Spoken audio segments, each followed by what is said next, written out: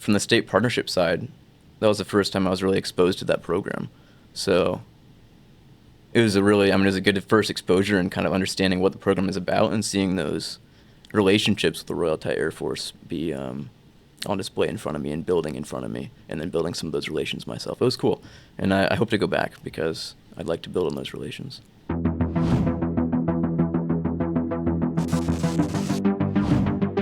I'm Joe C. Mandel, and this is Raven Conversations. And today I'm joined by Airman First Class Jordaan Kvale. You're with the 194th Air National Guard wing up here on Camp Murray, 194th Wing, Washington Air National Guard. I should probably say that more correctly this time.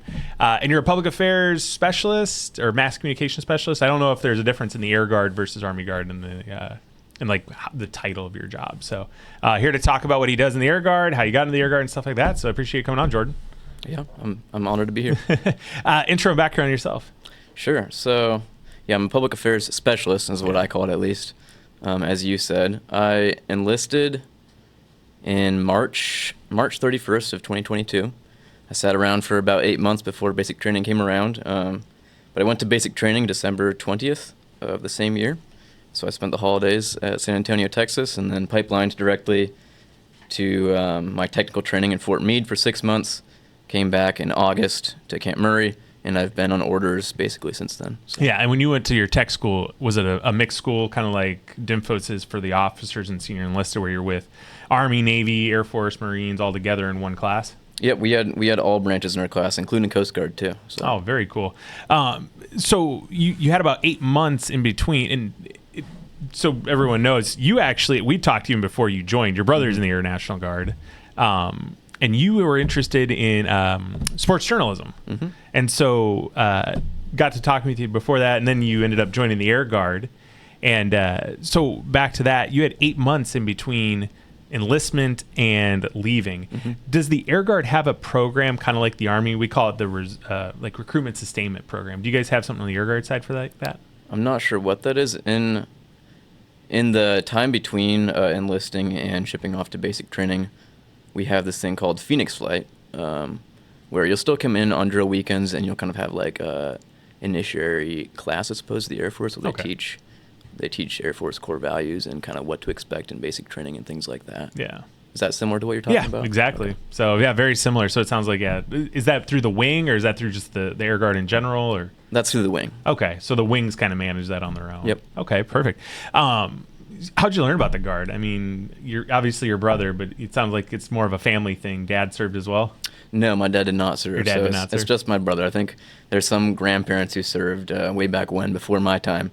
But yeah, I learned about the Guard through Jonas, my brother. He was at the 262 Cyber Operations Squadron. He's now actually at the A Staff, which operates out of the same building that I work in. So we work out of the same building on drill weekends. Oh, very cool. You guys hang out on drill weekends, see each other? I try to avoid him.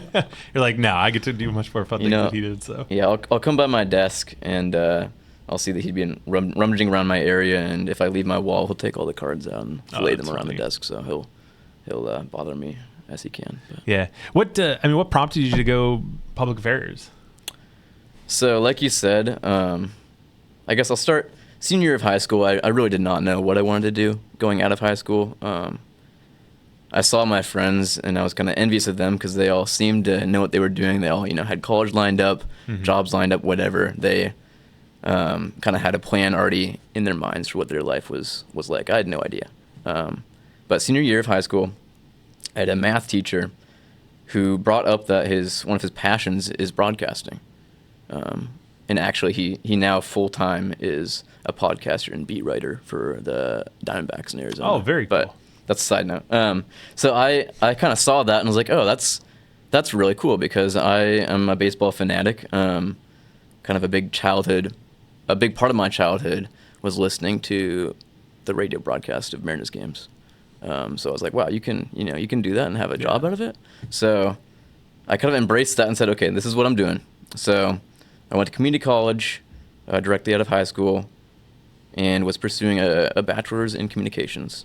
And then through one of my classes there, I discovered that you can also enter the journalism and broadcasting career through the military. And that opened my eyes. I was like, oh, so I can combine what my brother is doing and what I'm pursuing, and bring it together. Yeah. Have the military pay for schooling and train me in that career field. Then absolutely. So I enlisted shortly thereafter. So So I've got my PR degree from Central, and I wrote for the newspaper. And one of my first beats was girls volleyball. I always say that was my first beat when I was a college writer. And then I ended up going to baseball for a while, and in the springtime, and absolutely loved writing baseball. And I've always loved baseball, and I ended up actually going and working for the Spokane Indians as a director of public relations there for a little while before becoming full-time guard. And I think it's just that passion of sports and baseball, especially because it's just that game you can kind of dig into while the game is happening. So, we got connected through. I think Chief Lawson was like, "Hey, I know somebody you should talk to," and so I appreciate him connecting us. So, because I think that kind of helped give you some insight on baseball and what it was to work in it. And then I don't know if that helped you, hey, think about the guard at all. So, what do you think? Well, since then I kind of dropped that dream. Yeah. So I guess the Zoom call with you didn't work. But that is true. It got my foot in the door and it brought me to where I am today. So I'm still thankful for that. And now you're working full time over at the 194th. Yep. So what do you get to do during like just a normal work day at the wing? So the things that I like to do is produce content. So I like taking photo, I like taking video, and then writing stories. So that's what I liked my day to be. That's not always what my day to day actually is, right. But on a day that I like, then I'm producing it's like some sort of content. That quad thing, what my parents think I do, my friends think I do, what I think I do, and what I actually do, kind of thing. So that's same here. We're like, hey, we really love to do all this stuff, but the reality is we do a lot of other things. Yep. And you've gotten the chance to go to Thailand with Enduring Partners. Kind of talk about that experience. Sure, that was a really cool experience. It was actually a year ago about now, so late April and early May of 24. And it was technically my second military trip, but really the first very large military trip I went on. And that was pretty cool to be in Thailand for, almost a month. It was, for me personally, being one of my first military trips and also the first trip I'd done without a supervisor over my shoulder. It was kind of a confidence builder for myself. And a proof of concept that I can do this, I can do my job. So that was cool for me. And then from the state partnership side, that was the first time I was really exposed to that program.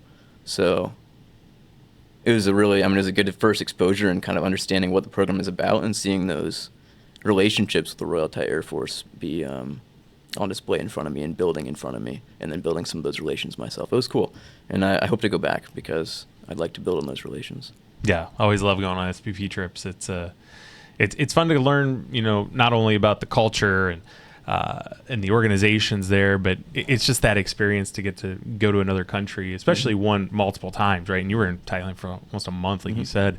It probably wasn't just all work. There was probably a little bit of enjoying, what Thailand had to offer. So, which was really fun, and I appreciate the ability to walk down the road and see the beaches and all that stuff, and that's the rare times when you're not working. So, and just their culture of hospitality was the thing that stood out to me, and the way the Royal Thai Air Force really embraced us while we were there was awesome. Yeah, fan of the food? Yes, I love the food. That would be a highlight for me. When I came back, people were asking me, what did you enjoy most? It was definitely the food. It was awesome. Yeah, being so young and being in public affairs and still an airman, hopefully soon to be a senior airman. What would you give? Kind of advice would you give somebody who's interested in the career field and even just coming into the Air National Guard in general? Sure. I would say,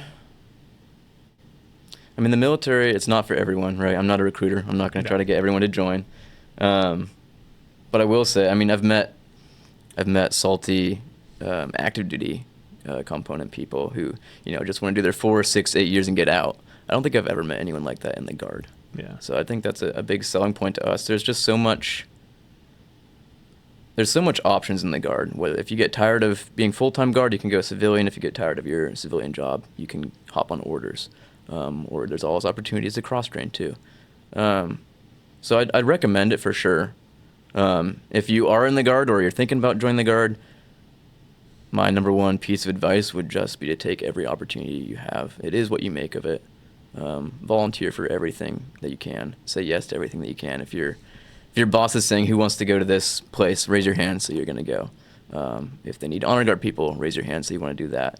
Anything like that. If they need help fundraising, volunteer. So I think volunteering for everything is a great way to get your name out there and also kind of expand your comfort zone.